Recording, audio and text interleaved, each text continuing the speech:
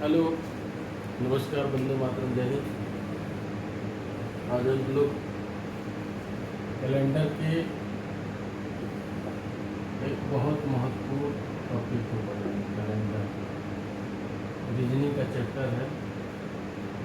हम लोगों ने उस दिन पढ़ा था कि कैसे हम किसी भी डेट को निकाल सकते हैं, किसी की जन्म तिथि, कोई दिन, उसके बारे में पढ़ा। आज हम लोग पढ़ेंगे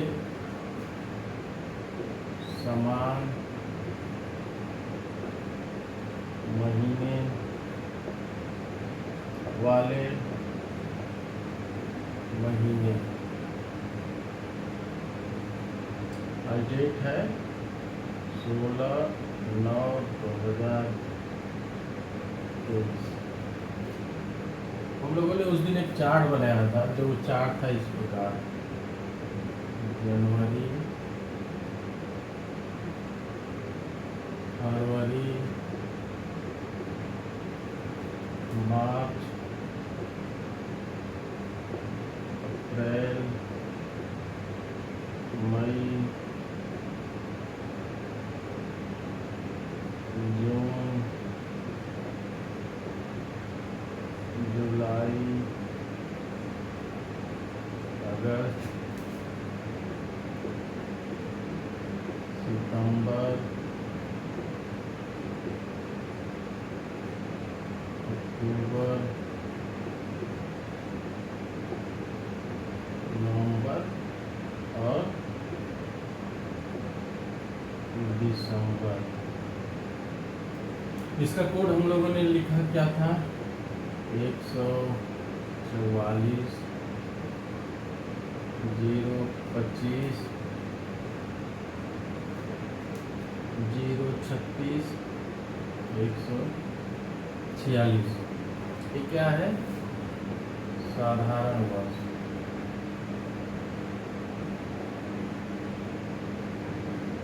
ठीक, हमें जनवरी से लेकर दिसंबर तक दिए गए कोड के आधार पर ही हम इसे बता पाएंगे कि अगर जनवरी में 10 तारीख को रविवार है तो किस महीने की 10 तारीख को रविवार होगा, कोड के हिसाब से। जनवरी का वही कैलेंडर, वही डेट आपको अक्टूबर महीने में मिलेगा। मतलब जनवरी और अक्टूबर का कोड एक ही होगा। उसके बाद हम लोग देखते हैं फरवरी। फरवरी में 4, इसमें मार्च में भी सेम डेट होगी, मार्च में भी हो जाएगी। उसके बाद नवंबर में, ठीक। उसके बाद मार्च खत्म हो गया। उसके बाद क्या आया? अप्रैल। अप्रैल का कोड क्या है? 0। अप्रैल के बाद हम 0 कहाँ ढूंढ पाएंगे? जुलाई। अप्रैल प्लस जुलाई। उसके बाद मई। मई का कोड क्या है? 2। मई का कोड कहीं भी रिपीट नहीं हो रहा है, इसलिए मई कोई भी महीने से उसका डेट उसमें मिक्स नहीं हो पाएगा। मई 2, आपको 2 कहीं नहीं दिखेगा। उसके बाद क्या है? जून। जून का कोड क्या है? 5। जून भी रिपीट नहीं होगा किसी भी महीने के कैलेंडर से। उसके बाद है जुलाई। जुलाई है तो जुलाई को हमने अप्रैल से कर लिया। फिर क्या आ गया? अगस्त। अगस्त का कोड भी रिपीट नहीं होगा, सेम महीने नहीं हो पाएंगे। उसके बाद क्या है? सितंबर। सितंबर का कोड क्या है?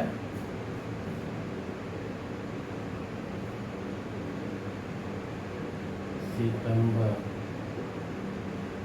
का कोड आपको मिला 6। तो ये आपका रिपीट होगा दिसंबर। इसको आप देख सकते हैं बनाकर। और वैसे बस आपके पास कोड की जानकारी होनी चाहिए कि कोड कौन सा कब रिपीट होगा। आप इसको अच्छी तरह पढ़ सकते हैं और बता सकते हैं। और सेम ये चीज़ आती है, जैसे होते हैं समान वर्ष वाले साल, उसी तरह है ये समान वर्ष वाले महीने। जब ये साधारण वर्ष की जगह हम उसमें जाएंगे लीप ईयर। लीप ईयर, इसमें जनवरी और फरवरी के कोड में परिवर्तन होगा। ये होगा 0, यहाँ हो जाएगा 2। ठीक, तो जनवरी का कोड यहाँ, तब अब इसमें परिवर्तन हो जाएगा, इसमें परिवर्तन हो जाएगा। जैसे देखिए लीप ईयर कौन सा होता है, जो आखिरी 2 अंक होते हैं वो पूरी तरह 4 से कट जाए। 4 से 12 कट गया, तो 4 चौके 16 हुआ, फिर 20 हुआ, 2022 हुआ, 2024 हुआ, 2024 कट गया, 26 कटेगा नहीं, 28 कट जाएगा।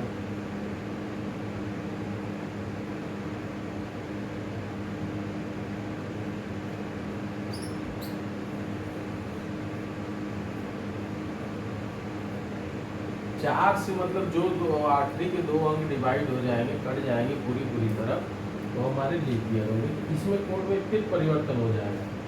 जैसे आप 2022 का देखेंगे, 2020 का और 2019 का, दोनों में आपको अंतर मिलेगा। तो यहाँ जब ये इस दशा में आएगा, आप जनवरी के साथ जनवरी के कैलेंडर को आप यूज कर पाएंगे अप्रैल और जुलाई में। इसमें अप्रैल प्लस जुलाई, फरवरी 3 है तो फरवरी को आप अगस्त में यूज कर पाएंगे, 3 यहाँ 3 यहाँ। फिर आपका मार्च बचा है, मार्च में क्या है 4, तो मार्च का आपका नवंबर में रिपीट होगा। फिर क्या है अप्रैल, अप्रैल का तो आपने यूज कर ही लिया, जनवरी, अप्रैल और जुलाई। मई का कोड 2 है तो वो कहीं रिपीट नहीं होगा। जून का कोड 5 है, वो रिपीट नहीं होगा। जुलाई का कोड आपने यूज कर लिया। अगस्त का कोड 3 है, ये यूज नहीं होगा। दिसंबर का कोड 6 है, ये आपका सितंबर और दिसंबर यूज होगा। अक्टूबर का कोड 1 है, ये कहीं भी रिपीट नहीं हो पाएगा। तो ये हम लोगों ने पढ़ा समान वर्ष वाले, समान महीने वाले महीने। इसके बाद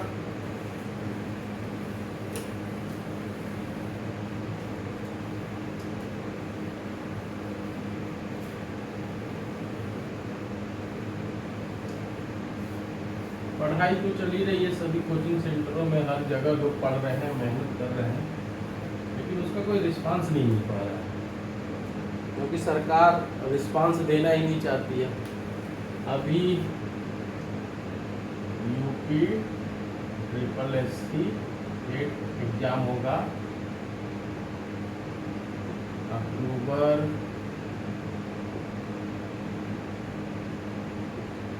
28, 29, 2023 ये सरकार एग्जाम लेगी। इसमें लगभग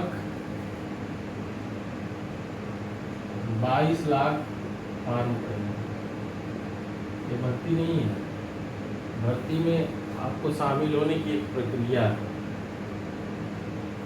लेकिन ये 1 साल तक का वैलिड है। इसकी वैधता कितने दिन तक है? 1 साल। 1 साल के अंदर यूपी SSSC के माध्यम से जो वैकेंसी आएगी उसमें मेरिट के हिसाब से आप फॉर्म भर सकते हैं, एग्ज़ाम दे सकते हैं, और रिजल्ट आया कि नहीं आया इसकी कोई गारंटी नहीं। अब वैकेंसी आई कि नहीं आई उसकी कोई गारंटी नहीं। 22 लाख लोग इसमें आवेदन करेंगे, सभी लोग लगभग एग्ज़ाम देंगे। मान लीजिए कुछ छोड़ेंगे, 2 लाख छोड़ सकते हैं, 4 लाख छोड़ सकते हैं, लेकिन जो तरीका है इसमें लगभग लोगों को 150 से 200 रुपये, मतलब 200 रुपये खर्च हुए होंगे फार्म डालने में।